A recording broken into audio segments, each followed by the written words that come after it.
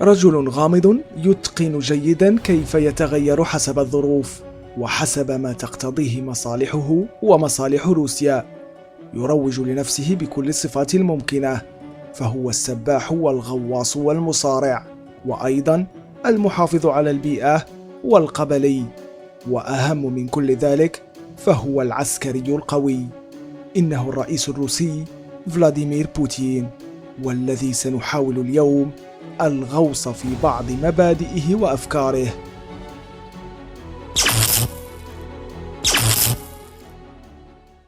كان فلاديمير بوتين الطفل الوحيد لوالديه، وذلك بعد أن توفي أخ له من قبل. كبر وترعرع في حي فقير بضواحي مدينة سان بطرسبرغ. تعلم في طفولته فن قتال السامبو الذي طوره الجيش الأحمر السوفيتي، ثم فن قتال الجودو.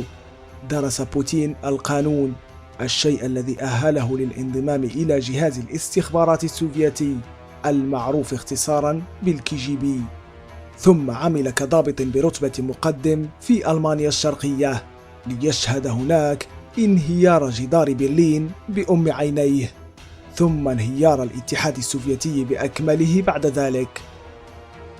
استقال فلاديمير بوتين رسميا من الكي جي بي سنة 1991 ليبدأ مساره السياسي الذي سيوصله بعد ذلك للتربع على عرش روسيا الاتحادية. فقد أصبح نائبا في بلدية سان بطرسبرغ، ثم عمل بعد ذلك في الكريملين في قسم خاص جدا مهمته الوحيدة إدارة الممتلكات الرئاسية. أصبح بوتين فيما بعد نائب رئيس هيئة الأركان الرئاسية، ثم رئيسا لجهاز الأمن الفيدرالي الروسي FSB.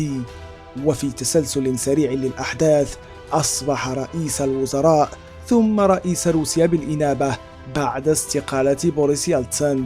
وأخيرا وسنة 2000 أصبح فلاديمير بوتين رئيسا منتخبا لروسيا الاتحادية. المعلومات المتوفرة حول عائلته قليلة جدا، فالمعروف هو أنه قد انفصل عن زوجته سنة 2013، وذلك بعد 30 عاما من الزواج. أما ابنتاه ماريا وكاترينا فهما غائبتان تماما عن المشهد العام، وتكاد لا تسمع عنهما خبرا. فأهم شيء في حياة بوتين وحتى في أحلامه ومتمنياته هو إعادة أمجاد روسيا القيصرية، أو على الأقل روسيا السوفيتية.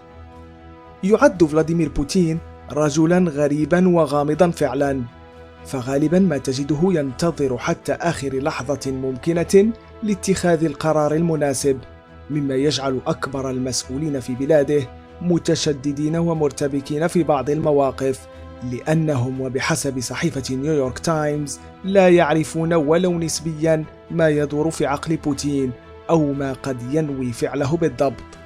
لا يتعامل الرئيس الروسي ببريده الإلكتروني إلا نادرا، ويتجنب الهاتف النقال لحد كبير، كما أنه يخفي تفاصيل تخطيطه عن أقرب مساعديه. فالمعلومات بالنسبة له هي سلاح قوي جدا لا يقل أهمية عن الأسلحة المتطورة. المتاح حول فلاديمير بوتين من معلومات غالبا ما تجده معاد التدوير، وذلك للسرية الكبيرة التي تحيط به، فهو لا يشارك مع العامة إلا معلومات قليلة عن حياته. ولا تستغرب إن وجدت بعض تلك المعلومات تتضارب إلى حد كبير، فإذا تحدثنا عن ثروته مثلا ستجد أنها مختلفة من تقرير لآخر. فهناك من يقول أنه يمتلك ثروة لا تتعدى 30 مليار دولار، وهناك من يقول أن ثروته هي 60 مليارا، بل حتى أنه توجد تقارير تقول أن ثروة بوتين الشخصية هي أكثر من 100 مليار دولار. لكن هذه الأرقام لا تستند على أي دليل قاطع، وهي غالبا ما تكون مجرد تكهنات. فبحسب بعض المحللين الغربيين قد يشجع بوتين مثل هذه الشائعات حول ثرائه الفاحش، التي قد يرغب من خلالها بإيصال رسالة للجميع مفادها أنه لا يمكن التغلب عليه في شيء أبدا، حتى في الثروة الشخصية. أواخر ديسمبر من سنة 1999 نشر الموقع الرسمي للكرملين رسالة من بوتين، والذي كان حينها لا يزال نائبا للرئيس الروسي بوريس يلتسن. كانت تلك الرسالة بعنوان روسيا مطلع الألفية، نأى خلالها بنفسه عن الشيوعية، كما هاجم القيم الغربية الجديدة، وطرح بها أيديولوجية ليبرالية بمعايير روسية، ووعد باستعادة مكانة موسكو في العالم.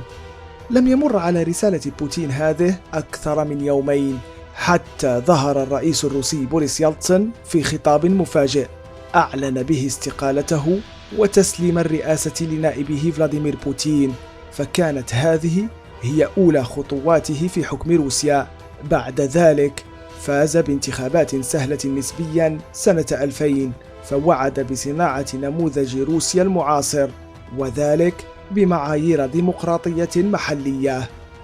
لطالما قال بوتين إن روسيا قوة عظمى قد ظلمت تاريخيا، لكنه كثيرا ما يتجنب التاريخ السلبي للاتحاد السوفيتي، كما يرفض توصيف أعمال ستالين ضد شعبه بالجرائم، ويكتفي بقول أنها أخطاء لم تكن مقصودة.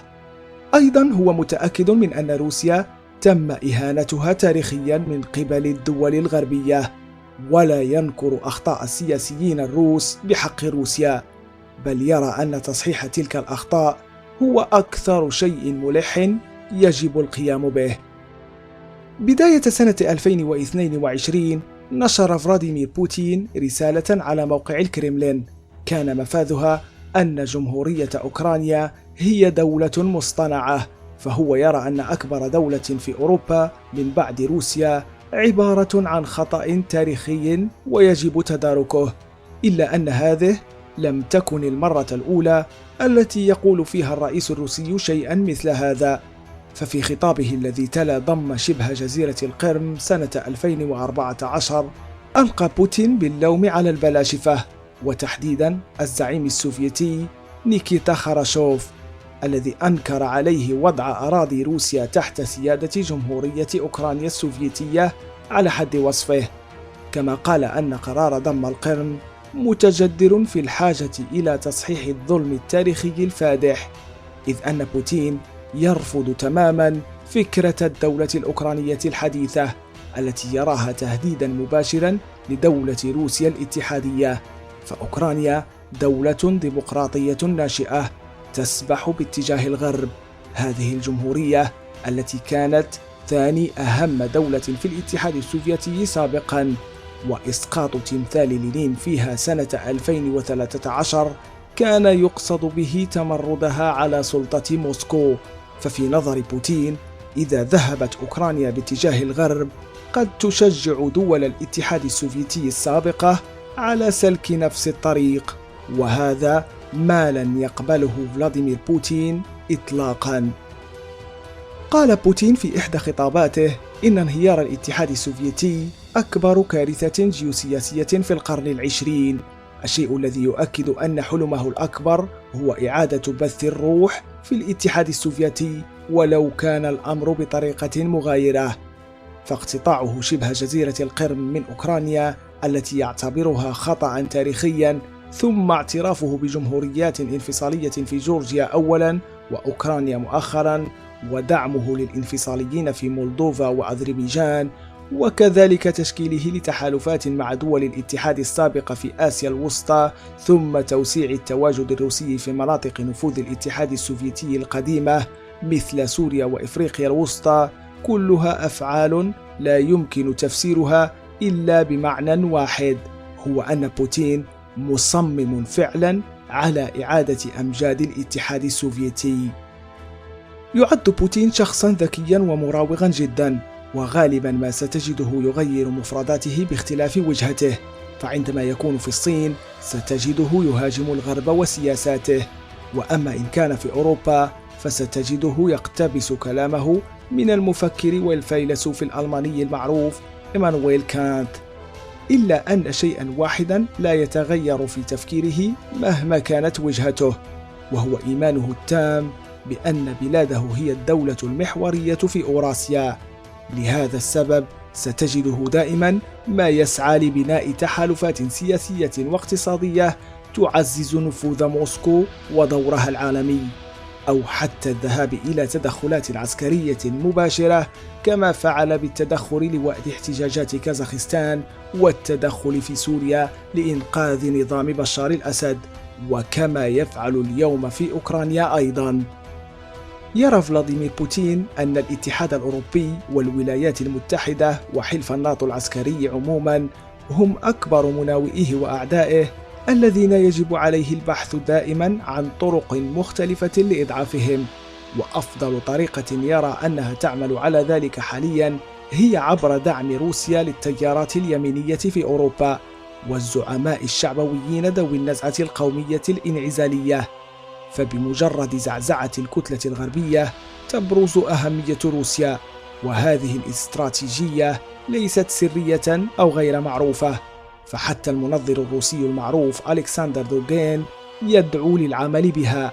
وأكبر مثال على ذلك هو التدخل الروسي في الانتخابات الأمريكية سنة 2016 لصالح الرئيس الأمريكي السابق دونالد ترامب، وأيضا الصداقة الكبيرة التي تجمع فلاديمير بوتين برئيس وزراء المجر فيكتور أوربان الذي يتهمه الأوروبيون بالابتعاد عن الديمقراطية وتحويل المجر إلى دولة قمعية ديكتاتورية. يعد بوتين رجلا غامضا وذكيا للغاية، يتقن جيدا كيف يغير أقنعته حسب الظروف وتبعا لما تقتضيه مصالحه ومصلحة روسيا الاتحادية، ويعمل بكل ما أوتي من قوة على استعادة أمجاد روسيا الزائلة، وعلى ما يبدو أنه لن يتوقف أبدا قبل أن يحقق حلمه، أو على الأقل سيموت وهو يحاول ذلك.